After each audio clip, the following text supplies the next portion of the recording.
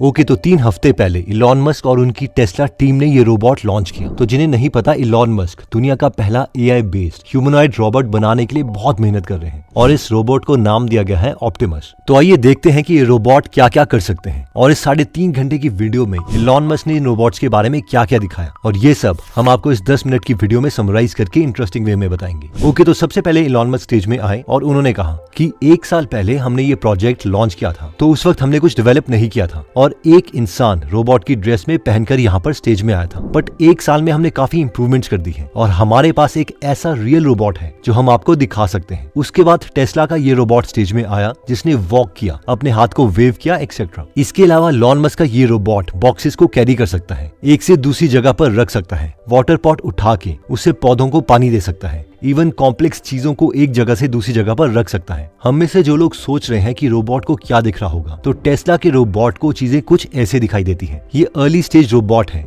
और Elon Musk ने इसे बम्बल सी का नाम दिया है। इसके बाद इलॉन मस्क ने कहा कि देखो, 2021 में हमने ये कॉन्सेप्ट दिया था कि हम इस तरीके का कंप्लीट रोबोट बनाएंगे। फिर सिर्फ 1 साल में यानी फरवरी 2022 तक हमने इसके बेसिक फीचर्स बना दिए और ये रोबोट तैयार कर दिया। और अभी अक्टूबर 2022 में हम एक सोफिस्टिकेटेड रोबोट बना चुके हैं जो इस तरीके से दिखता है। तो ये अभी जो लेटेस्ट जनरेशन रोबोट है वो 73 kg के आसपास होगा, यानी एक एवरेज ह्यूमन वेट की तरह, जिसमें 28 एक्चुएटर्स हैं जो कि ऑरेंज कलर से दिखाए गए हैं और ब्लू कलर की जो चीजें हैं वो इलेक्ट्रिकल सिस्टम्स हैं। इसके बीच में टॉर्सो में ये 2.3 किलोवाट आवर का बैटरी पैक होगा, जिसका मतलब है कि अगर एक बार इस रोबोट को चार्ज कर दिया जाए तो ये पूरे दिन हमारे घर का काम कर पाएगा। इसका जो सीपीयू है, यानी वो चिप जो सारे डिसीजंस लेगी, वो भी टॉर्सो में है, जो कैमरा से सारे सिग्नल्स और ह्यूमन वॉइसेस को कंबाइन करके सारे डिसीजंस ले सकती है। इस रोबोट की जो सिर्फ एक बाजू है वो 50 किलो का 9 फीट का पियानो भी उठा सकती है। जब इस रोबोट को एक नॉर्मल ऑफिस में चलाया गया तो वो ह्यूमंस को अपने कैमरा से आइडेंटिफाई करता रहा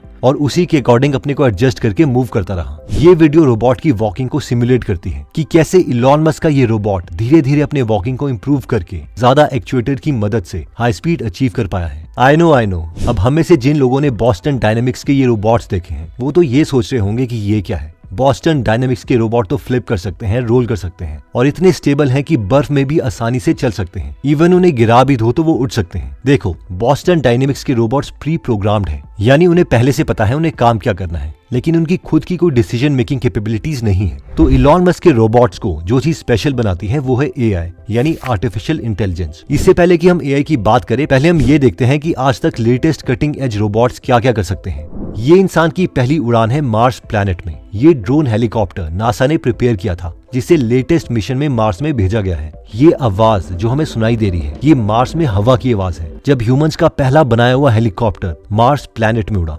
शंघाई में इन रोबोट्स की मदद से लेगिना प्राइमरी स्कूल की स्कूल बिल्डिंग को बिना तोड़े एक जगह से दूसरी जगह पर ले जाया गया। इस काम को कंप्लीट करने के लिए 18 दिन लगे। बॉस्टन डायनेमिक्स ने जून 29, 2021 में ये रोबोट की डांस वीडियो रिलीज करी जो कि काफी इंप्रेसिव थी और हम क्लियरली देख सकते हैं कि इन रोबोट के टेक और मूवमेंट्स में हम काफी कुछ अचीव कर चुके हैं। यूनिटरी रोबोटिक्स नाम की कंपनी भी रोबोटिक्स में काफी अच्छा काम कर रही है। उनका गोल है कि एक सिंपल फोन की प्राइस रेंज में ये रोबोट्स डॉग लोगों तक पहुंचाए जाए। ये बंदा हजारों दूर बैठे फैमिली मार्ट के रोबोट्स को कंट्रोल कर रहा है वीआर हेडसेट की मदद से और सारी कोल्ड ड्रिंक्स की बॉटल्स को शेल्फ में रख रहा है बिल्कुल एक्यूरेसी के साथ। वॉल्ट डिज्नी की इमेजिंग रिसर्च और डेवलपमेंट टीम ने ये रोबोट्स बनाए हैं जो कि स्टंट डबल्स की तरह एक्ट करते हैं और इवन हवा में रोल भी कर सकते हैं। कार्नेगी मेलन यूनिवर्सिटी के रिसर्चर्स ने ये स्नेक रोबोट बनाया है जो एक व्हील की तरह रोल कर सकता है। साथ में इसके हेड में एक कैमरा है जिसकी मदद से ये किसी भी डायरेक्शन में देख सकता है। पतली पाइप से एक जगह से दूसरी जगह पर निकलकर ये किसी भी चीज में क्रॉल कर सकता है और चढ़ सकता है और कैमरा से सारी इंफॉर्मेशन दे सकता है। उबर अब एयर टैक्सी प्लान कर रही है और उनका मानना है कि कई मेजर ग्लोबल सिटीज में वो 2023 तक एयर टैक्सीज लॉन्च कर देंगी। जस्ट इमेजिन, आप अपना फोन निकालोगे और उबर टैक्सी को ऑर्डर करोगे, आपको एक लोकल उबर स्काईपोर्ट से आपकी उबर टैक्सी मिल जाएगी। आप और बाकी पैसेंजर्स इन सोफिस्टिकेटेड सीट्स पर बैठेंगे और विद इन फ्यू मिनट्स आप दूसरे शहर से अपने शहर पहुंच जाएंगे घर पर। सिंगुलैरिटी यूनिवर्सिटी समिट्स में रिसर्चर पीटर डायमंडिस कहते हैं कि किसी भी सर्जरी के लिए हम ये आसानी से कह सकते हैं कि कोई भी सर्जरी कितनी एक्यूरेट होगी वो इस डेटा पर निर्भर करता है कि हमारे डॉक्टर ने पिछले हफ्ते कितनी सर्जरीज करी है।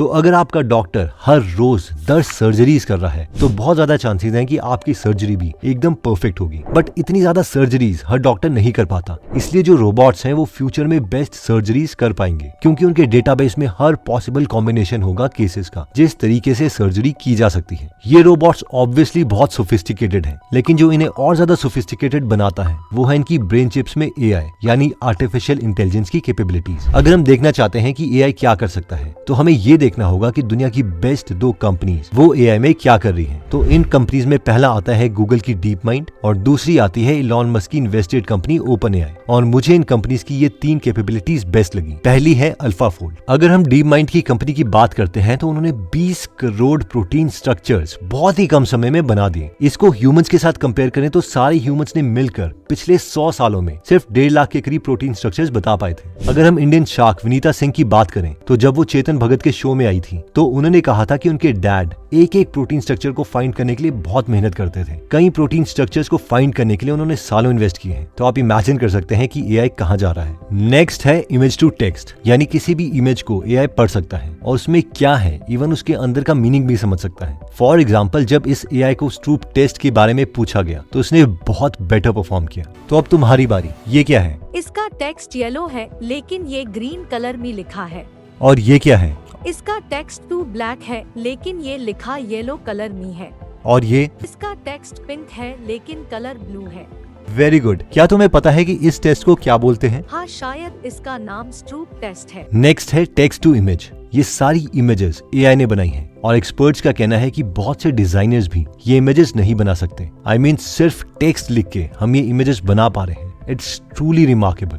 अब जब लोग ये चीजें देखते हैं तो उन्हें लगता है कि यार ये एआई तो फ्यूचर में हमारी जॉब्स खा लेगा। लो स्किल्ड वर्कर्स क्या करेंगे? देखो, पहले भी ऑटोमेशंस हुई हैं और ह्यूमंस हमेशा डरे हैं। फॉर एग्जांपल, सबसे पहली ऑटोमेशन जो ह्यूमंस ने देखी थी वो थी थ्रेशिंग मशीन्स, जो कि बेसिकली वीट को बहुत जल्दी थ्रेश कर पाती थी ह्यूमंस कैपेबिलिटी के मुकाबले। तो उस वक्त सबने सोचा कि मैक्सिमम लोगों को तो जॉब इन थ्रेशिंग की वजह से मिल रही है और इन मशीन्स को अगर ज्यादा फार्मर्स यूज करते हैं तो सबकी जॉब चली जाएगी, जिसकी वजह से बहुत से राइट्स होने लगे। जिन फार्मर्स ने ये नई मशीन खरीदी थी उनके खेत जला दिए गए और उन फार्मर्स को किडनैप कर लिया गया। इवन कई लोगों को धमकी भरे लेटर्स मिले कि इन मशीन्स को तोड़ दो। एक ऐसा टाइम भी आया था साउथ इंग्लैंड का कि ऑलमोस्ट आधा पार्ट लोगों ने जला दिया था जैसे ही ये नई मशीन्स कई फार्मर्स के पास पहुंची थी। इन शॉर्ट, जो ह्यूमंस हैं वो हमेशा ऑटोमेशन से डरे हैं, चाहे उस ऑटोमेशन से उतना बुरा ना भी हो। दूसरा, जो स्केप्टिक्स हैं उन्हें लगता है कि इलॉन मस्क की कंपनी टेस्ला ये ह्यूमनॉइड रोबोट नहीं बना सकती क्योंकि एक कार कंपनी है, या फिर इलॉन मस्क एक सुपर एम्बिशियस गोल्स रखते हैं और उन्हें एक्चुअल में इस गोल को रियलाइज करने के लिए 10 से 20 साल लग सकते हैं। लेकिन ऐसा भी नहीं है। देखो, अगर हम यूके का पहला कमर्शियल कंप्यूटर की बात करें तो वो एक चाय वाली कंपनी ने बनाया था। इस कंपनी का नाम था लायंस, जिसका बिजनेस टी और बेकरीज का था। लेकिन ये लोग कैम्ब्रिज यूनिवर्सिटी में गए और उन्होंने इस टेक्नोलॉजी को यूज करके एक कमर्शियल कंप्यूटर बना दिया जो कि बेसिक अकाउंटिंग कर सकता था, इन्वेंट्रीज को मैनेज कर सकता था, जिसके लिए वो बाकी कंपनी से हर महीने पैसे चार्ज करते थे। तो अगर एक टी कंपनी यूके का कमर्शियल कंप्यूटर बना सकती है तो यस, इलॉन मस्क की कार कंपनी एक ह्यूमनॉइड रोबोट भी बना सकती है। तो देखो, इस वीडियो का कंक्लूजन ये है कि अभी के टाइम में टेक चेंज हो रहा है, जिसमें बहुत से एक्सपर्ट्स का मानना है कि एआई इंटरनेट से 6 गुना बड़ा होगा। अब जब भी कोई नई चीज आती है तो वो 3 फेजेस से गुजरती है।